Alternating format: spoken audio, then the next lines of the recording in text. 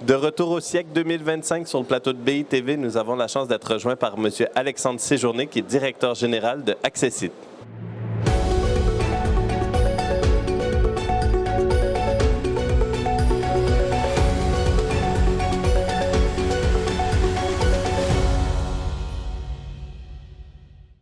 Alexandre Séjourné, merci d'être avec nous sur le plateau de BITV.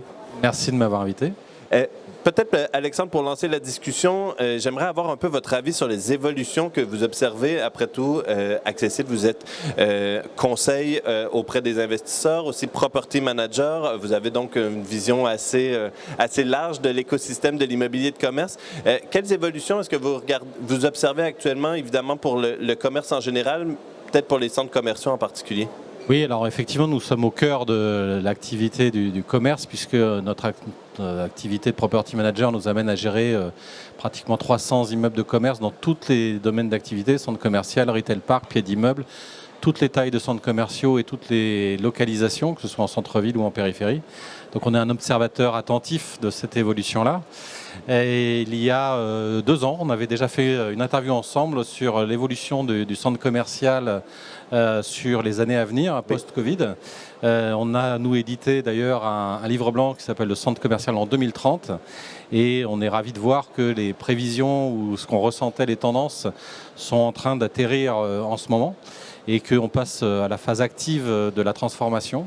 Et effectivement, on est dans une évolution du commerce. Alors le commerce, on a tout d'un coup eu tendance à s'inquiéter sur ce qu'il allait devenir, mais en fait le commerce il évolue depuis 5000 ans et il est en pleine évolution actuellement et c'est une évolution normale et classique. Ce qu'on observe, c'est qu'on a un changement de modèle en fait.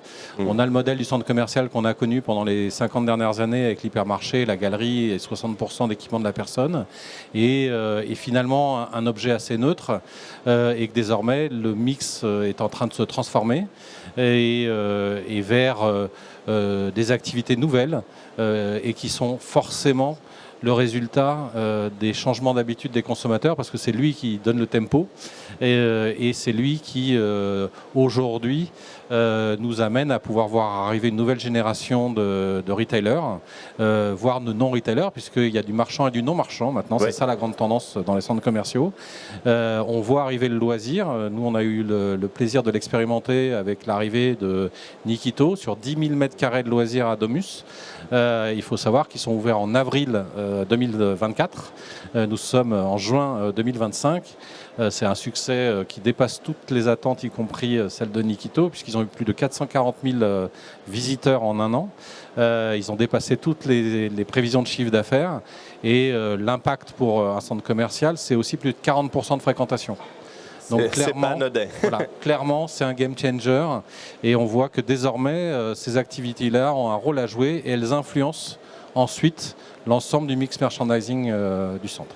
D'accord. Et justement, si on parle dans ces évolutions, on va dire des éléments incontournables, la checklist à avoir justement pour assurer le succès d'un actif de commerce aujourd'hui? En fait, ce qui change, et il faut toujours avoir des formules, la formule qu'on a tous connue et auquel on a été biberonné, c'était l'emplacement, l'emplacement, l'emplacement. Oui. Je pense que cette formule-là, elle a évolué. Désormais, c'est l'emplacement, le positionnement et l'expérience client. L'emplacement ne suffit plus. Il est par contre toujours le premier critère. Ensuite, on doit faire évoluer l'objet, ne serait-ce que par son positionnement. Donc, il faut que son architecture évolue, il faut qu'elle soit beaucoup plus accueillante, il faut qu'elle soit beaucoup plus soignée, il faut que les allées, que tout participe à l'ambiance du lieu. Bien entendu, il faut que le mix merchandising se révolutionne avec de nouvelles activités. On a vu depuis ces 4 dernières années arriver beaucoup de développement de la restauration, du discount, du loisir, du sport, du beauté santé. Et tout ça, ce sont des enseignes qui en plus arrivent. Malheureusement, on a vu aussi disparaître de nombreuses chaînes d'enseignes et c'est toujours triste de voir des marques disparaître. Mais on voit que ça se régénère et que désormais, on a des arrivées d'enseignes, y compris étrangères, qui viennent s'installer en France et qui petit à petit remplacent. Mais on ne peut plus faire que recommercialiser.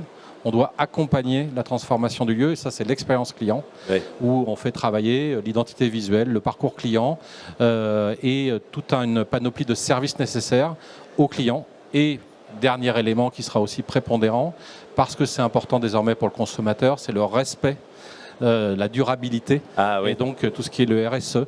Il faut aussi prouver aux clients qu'on est vertueux dans l'approche de la consommation. D'accord. Et justement, à la lumière de ces évolutions, de cette transformation, comment est-ce que vous l'intégrez, ce mouvement chez Accessit? Et puis peut-être aussi, quelle est la feuille de route pour le développement de votre groupe dans les mois et les années qui viennent? Écoutez, c'est une période qui démarre et qui est assez excitante, parce que je pense qu'on est à un moment un peu de bascule. On a vécu le retail bashing depuis de nombreuses années. On en sort. On voit que désormais que des investisseurs se déclarent à nouveau attentifs et au commerce, tant mieux. Ça va nous donner des moyens, parce qu'il en faut pour transformer les lieux. Et donc clairement, aujourd'hui, les opérateurs comme Accessit, nous sommes un opérateur global, on fait toutes les missions, l'asset management, le property management, la commercialisation, le conseil. Et donc on est armé pour pouvoir opérer les transformations et les restructurations d'actifs avec des investisseurs qui vont avoir le moyen de le faire. Et donc nous, clairement, aujourd'hui, on est très enthousiaste à la période qui s'ouvre. Il faut être prudent, il ne faut pas avoir un excès d'enthousiasme, mais il est clair qu'on est à un moment nouveau ou de renouveau dans l'approche de l'immobilier commercial.